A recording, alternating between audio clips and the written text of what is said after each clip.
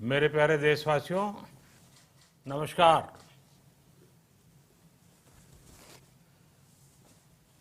Corona वैश्विक महामारी के खिलाफ लड़ते लड़ते अब हम अनलॉक 2 में प्रवेश कर रहे हैं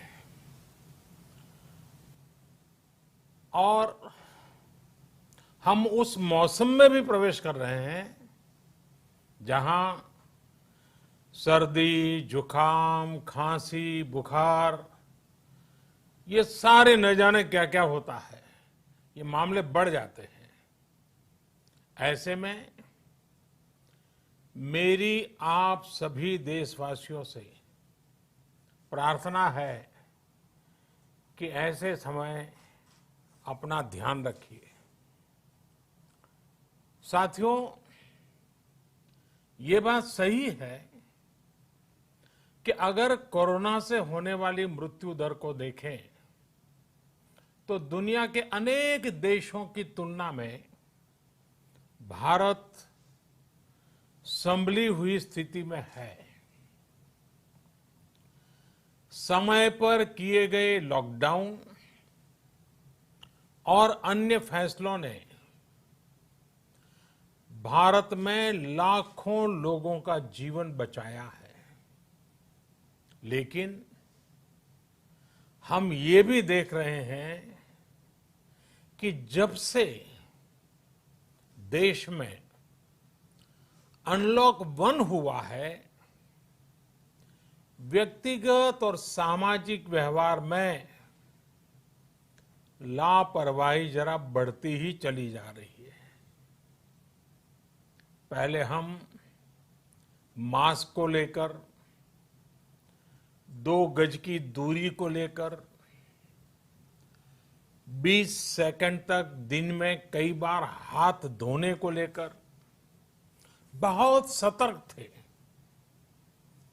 लेकिन आज जब हमें ज्यादा सतर्कता की जरूरत है तो लापरवाही बढ़ना बहुत ही चिंता का कारण है। साथियों, लॉकडाउन के दौरान बहुत गंभीरता से नियमों का पालन किया गया था।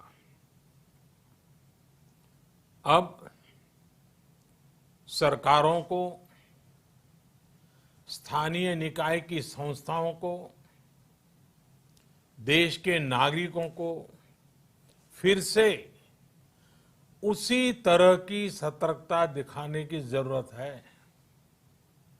विशेषकर कंटेनमेंट जोन्स, उस पर तो हमें बहुत ध्यान देना होगा। जो भी लोग नियमों का पालन नहीं कर रहे हैं, हमें उन्हें टोकना होगा, रोकना होगा और समझाना भी होगा।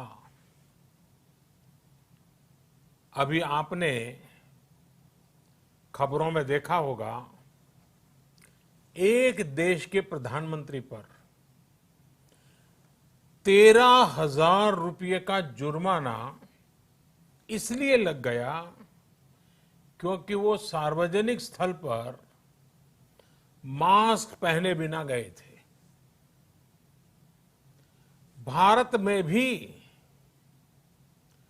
स्थानीय प्रशासन को इसी चुस्ती से काम करना चाहिए।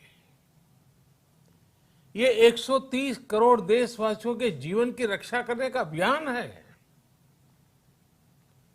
भारत में गांव का प्रधान हो या देश का प्रधानमंत्री, कोई भी नियमों से ऊपर नहीं है। साथियों, लॉकडाउन के दौरान देश की सर्वोच्च प्राथमिकता रही ऐसी स्थिति न आए कि किसी गरीब के घर में चूल्हा न जले। केंद्र सरकार हो, राज्य सरकारें हो, सिविल सोसाइटी के लोग हों, सभी ने पूरा प्रयास किया कि इतने बड़े देश में हमारा कोई गरीब भाई बहन भूखा न सोए। देश हो या व्यक्ति, समय पर फैसले लेने से, संवेदनशीलता से फैसले लेने से किसी भी संकट का मुकाबला करने की शक्ति अनेक गुना बढ़ जाती है। इसलिए लॉकडाउन होते ही सरकार प्रधानमंत्री गरीब कल्याण योजना लेकर आई। इस योजना के तहत गरीबों के लिए 2.25 लाख करोड़ रुपए का पैकेज दिया गया। साथियों, बीते 3 महीनों में 20 करोड़ गरीब परिवारों के जनधन खातों में सीधे 31,000 करोड़ रुपया जमा करवाए गए हैं। इस दौरान 9 करोड़ से अधिक किसानों के बैंक खातों में 18,000 करोड़ रुपए जमा हुए हैं।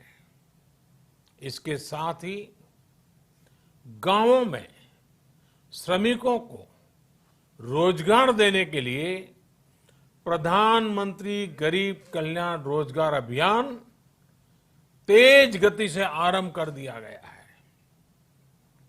इस पर सरकार 50,000 करोड़ रुपए खर्च कर रही है। लेकिन साथियों, एक और बड़ी बात है जिसने दुनिया को भी हैरान किया है, आश्चर्य में डुबो दिया है। वो ये कि कोरोना से लड़ते हुए भारत में 80 करोड़ से ज्यादा लोगों को 3 महीने का राशन, यानी परिवार के हर सदस्य को 5 किलो गेहूं या चावल मुफ्त दिया गया। इसके अतिरिक्त प्रति परिवार हर महीने 1 किलो दाल भी मुफ्त दी गई। यानी एक तरह से देखें तो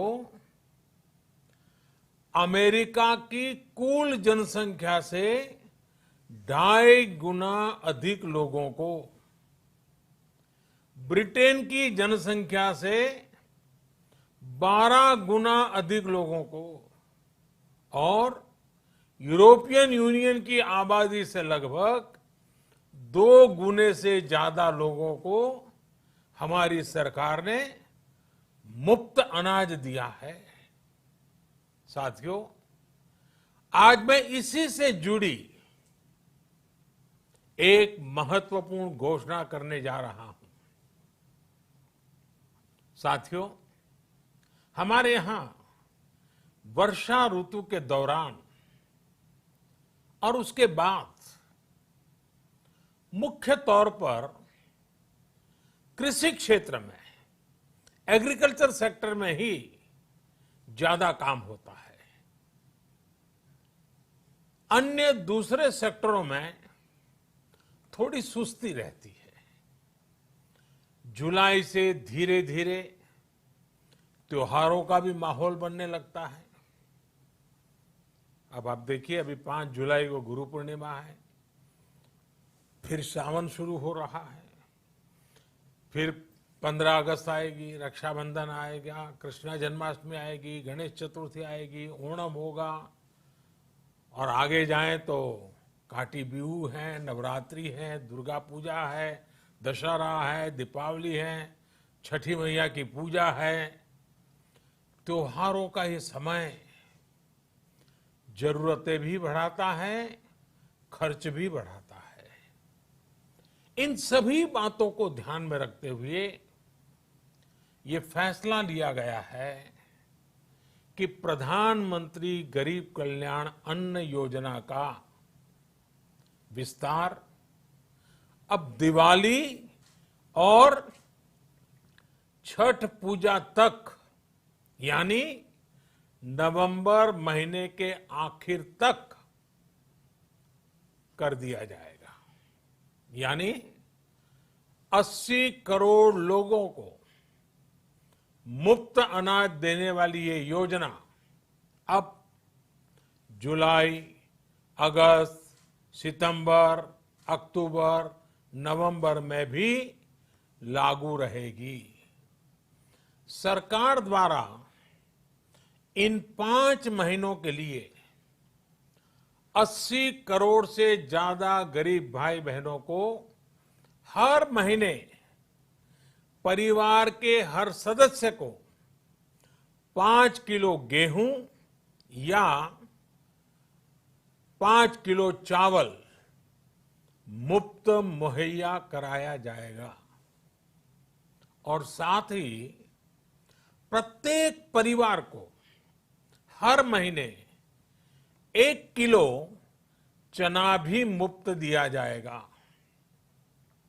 साथियों, प्रधानमंत्री गरीब कल्याण अन्न योजना के इस विस्तार में 90,000 करोड़ रुपए से ज्यादा खर्च होंगे।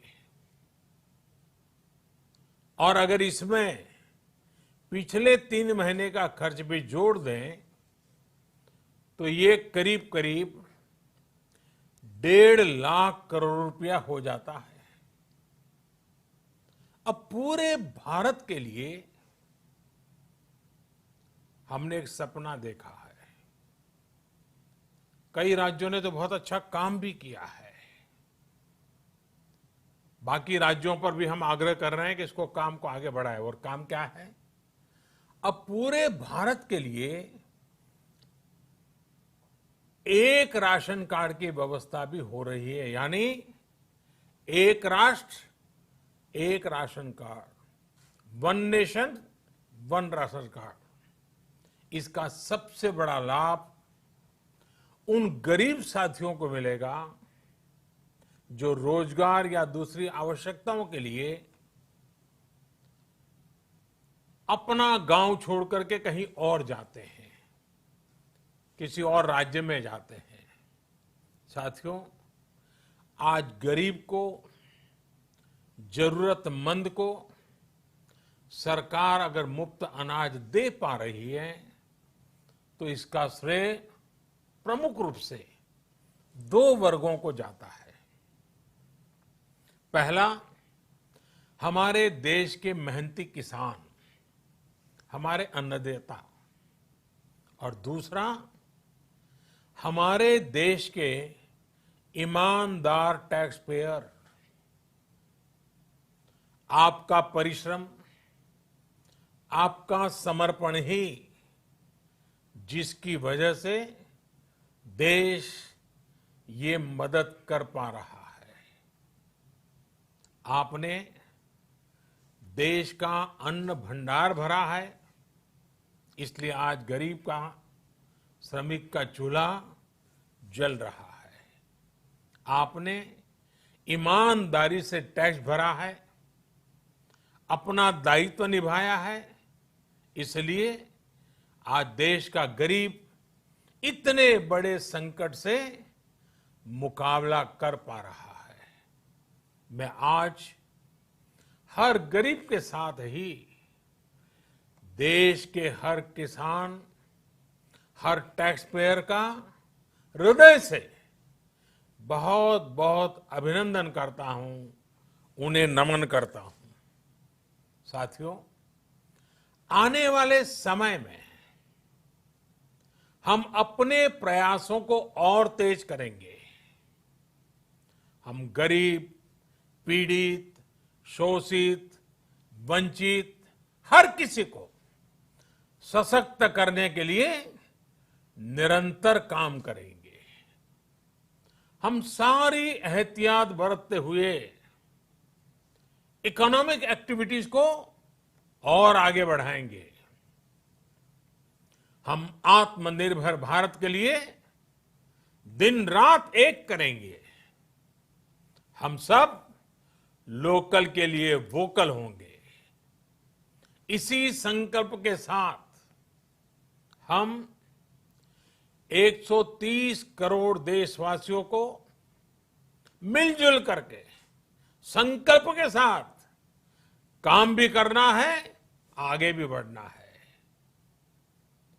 फिर से एक बार मैं आप सबसे प्रार्थना करता हूं, आपके लिए भी प्रार्थना करता हूं, आपसे आग्रह भी करता हूं, आप सभी स्वस्थ रहिए, 2 गज की दूरी का पालन करते रहिए, गमछा, फेस कवर, मास्क ये हमेशा उपयोग कीजिए, कोई लापरवाही मत बरतिए। इसी आग्रह, इसी कामना के साथ मैं आप सभी को बहुत बहुत शुभकामनाएं देता हूं। धन्यवाद।